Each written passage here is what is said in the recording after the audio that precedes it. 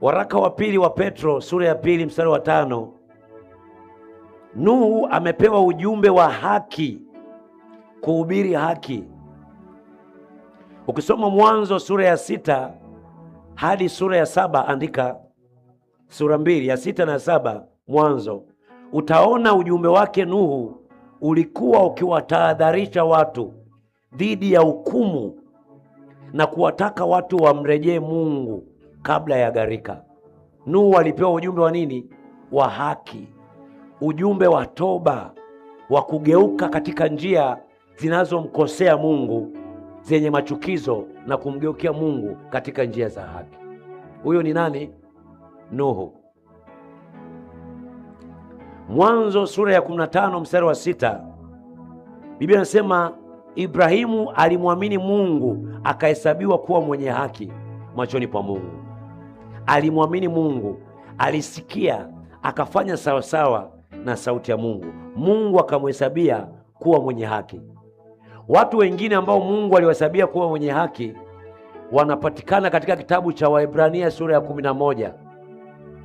Utaona pale kuanzia Ibrahimu, wote kuna listi ya maheroes wa faith, maheroes wa imani. Wote walimwamini Mungu na Mungu akahesabia kuwa ni haki, sio kwa matendo yao, bali kwa imani kwa Mungu.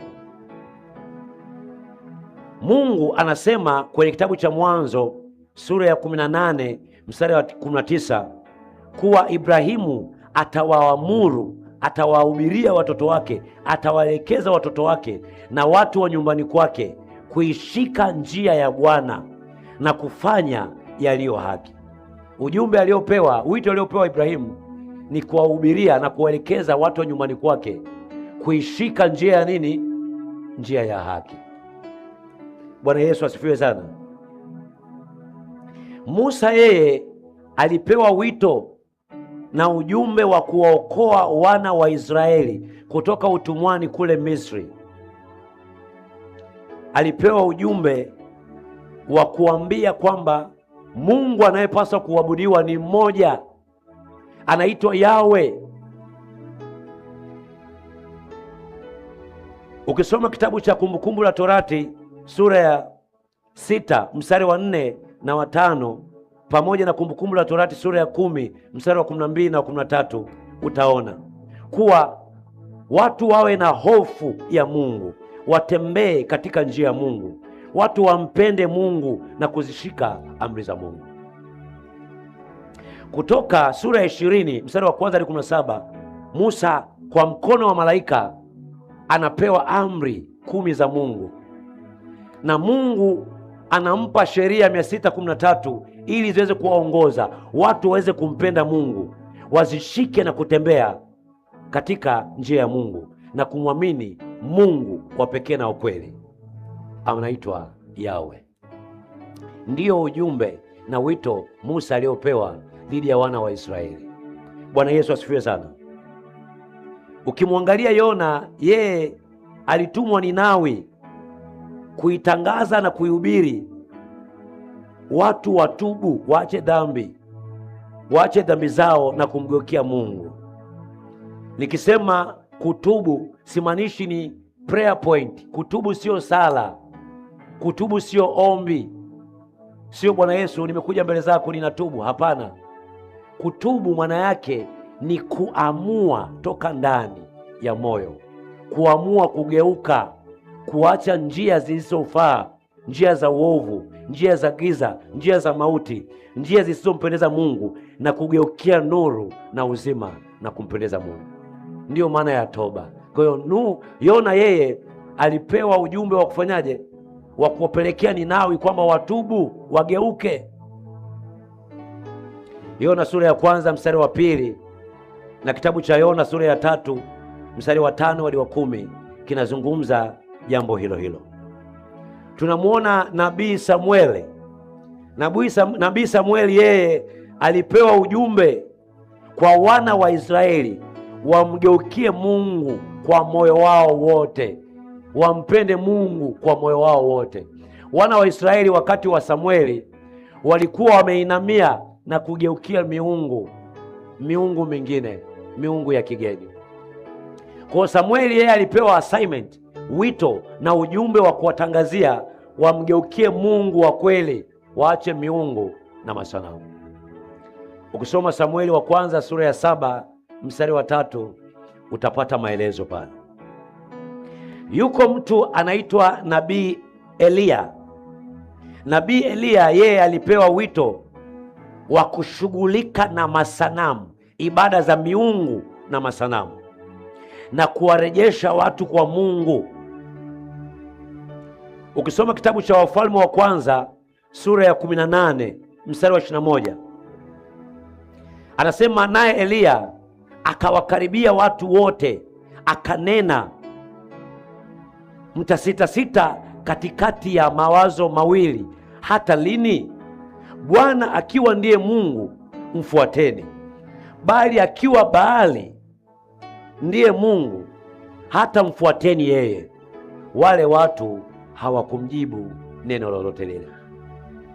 Nabii Eliya alipewa wito na ujumbe wa kuambia kwamba wale wanaochagua kumtumikia Mungu wa kweli basi wamfuate, wale wanaamua kumuinamia Baali basi wamfuate. Yuko mtu mmoja anaitwa Nabii Isaya. Yeye naye alipewa wito wa kuhubiri toba, kugeuka, kuhubiri haki, kuhubiri imani na ujio wa Masihi. Aliandika unabii kuhusiana na toba, kuhusiana na haki, na akatabiri, akaandika ujio wa Masihi Yesu Kristo kwa mbele. Isaya sura ya kwanza mstari wa 16 na 17 anazungumza na watu kwa habari ya kuacha uovu na kufuata yaliyo haki. Kuacha uovu na kufuata yaliyo haki. Isaya sura ya 7 mstari wa 14 anatabiri kwamba bikira atakuja kuzaa mwana, jina lake ataitwa Yesu Kristo, Emmanuel, Yeshua. Yeye ndio atakuwa mkombozi wa dunia. Isaya sura ya 9 mstari wa 6 inazungumza kwamba atakuja mwana huyu atakuwa anaitwa ni mfalme wa amani, ni Mungu mwenye nguvu, na ufalme wake utakuwa ni wa milele. Anamzungumzia Masihi atakayekuja, Yesu Kristo. Isaya 55 mstari wa 6 na 7 Isaya anasisitiza watu wamtafute Bwana Mungu na watubu, wamgeukie Mungu kwa mioyo yao yote. Yuko Yeremia, yeye alipewa tahadhari juu ya hukumu na akapewa ujumbe wa watu watubu, wamgeukie Mungu. Yeremia sura ya 7 mstari wa 3 hadi wa 7 na Yeremia sura ya 18 mstari wa 11. Geukeni toka kwenye njia zenu za uovu. Yupo nabii Ezekieli. Nabii Ezekieli yeye alipewa wito kuwahubiria watu wafanye toba binafsi, yani mtu binafsi aweze kufanya toba, aweze kugeuka mtu mmoja mmoja na kumgeukia Mungu wa pekee na ukweli. Ezekieli 18 mstari wa 30 hadi wa 32 anamwambia tubuni, geukeni ili muweze kuishi. Ezekieli 33 mstari wa 11 Mungu anasema, Mungu afurahi mtu mwovu kufa, bali mtu mwovu agairi na kuacha uovu wake na njia yake mbaya ili aishi. Enyi watu wa nyumba ya Israeli, acheni, geukeni uovu, mtubu. Anasema Mungu afurahi mtu mwovu anapokufa na kuharibia. Anatamani mtu auache uovu, agairi, amgeukie Mungu, atubu ili aweze kuishi. Huo ndio ujumbe aliopewa Ezekiel. Yuko nabii Amosi. Amosi alipewa wito wa kuhubiri haki kwa jamii. Kuhubiri nini? Haki kwa jamii. Amosi sura ya 5 mstari wa 24 kuna jambo linazungumza pale. Lakini yupo Mika. Nabii Mika yeye amehubiri kwa ujumla watu watende haki. Namba 1, Mika amehubiri watu watende nini? Haki. Namba 2, watu wapende rehema na watu watembee katika namna ya unyenyekevu mbele za Mungu. inapatikana kwenye Mika sura ya 6 mstari wa 8. Kuna nabii wa mwisho anaitwa Yohana Mbatizaji. Yeye ni nabii wa mwisho kabla ya kuja kwa Yesu Kristo. Mara baada ya kuwa na ukimya, Mungu alikaa kimya tokea Mika mpaka kuja Yohana Mbatizaji. Ilipita miaka kadha wa kadha. Hapa kulikuwa hakuna sauti ya Mungu kuwaonya watu na kuwatahadharisha mambo. Baadaye akatokea Yohana Mbatizaji.